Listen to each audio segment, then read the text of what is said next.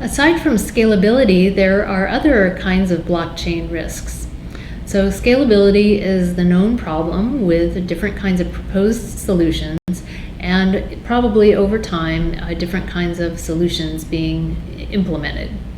One risk with scalability is that there could be a hard fork, and this means that the weight of the power could go with deciding one certain way, and in a hard fork situation, all of the wallet balances on one side of the chain would go forward, and all of the ones on the other side that didn't get included, all of the nodes that don't update their software will not be able to participate in the going forward version of the chain.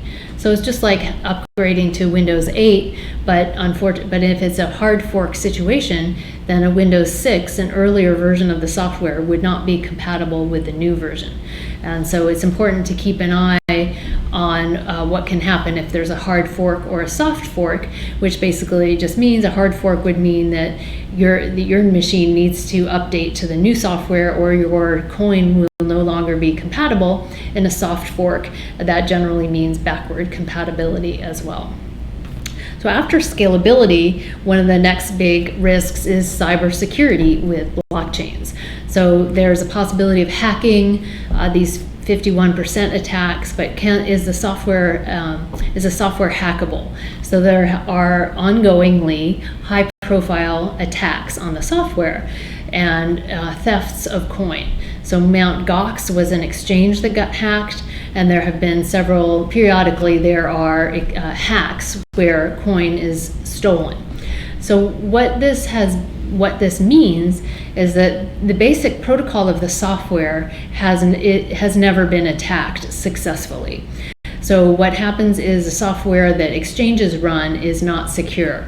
And so, for example, your wallet might ask you to send through your transaction again that the first one didn't confirm, but that could be an error. It could be a DNS attack directing your transaction to another wallet in a double spend situation, sending the same amount of coin but to a different wallet. So all of the hacks so far have not been the underlying blockchain software, but they've been different ecosystem members like exchanges or wallet companies using the blockchain software. So attacks is something to watch for. The other thing that people worry about is a concentration of mining.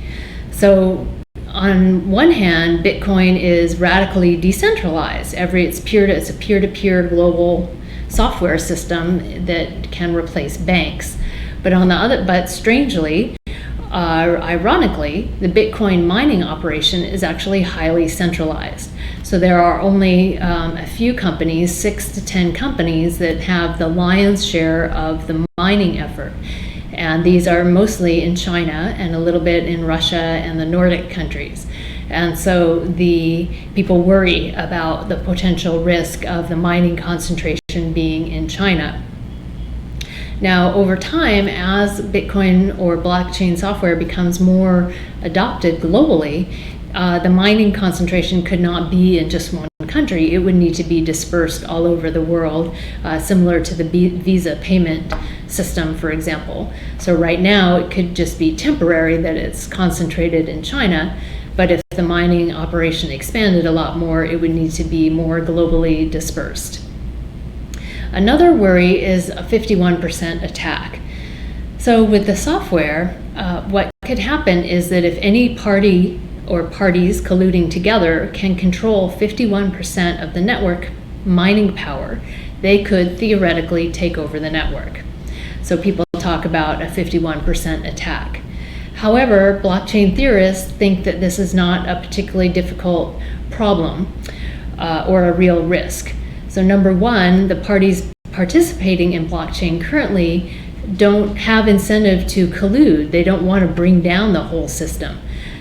Further, even if they could take over the network in a 51% attack situation, it's only for a moment. It's not for an ongoing kind of control of the network.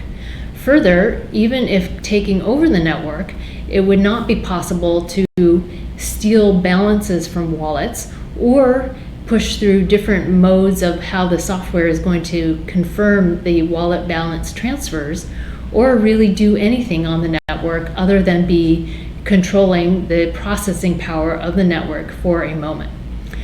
Further, this actually 51% attack greater than 51% control of the processing power of the network situations happen all the time, almost daily. And because the network is all operating together as an ecosystem, it's not a threat that is ever acted upon.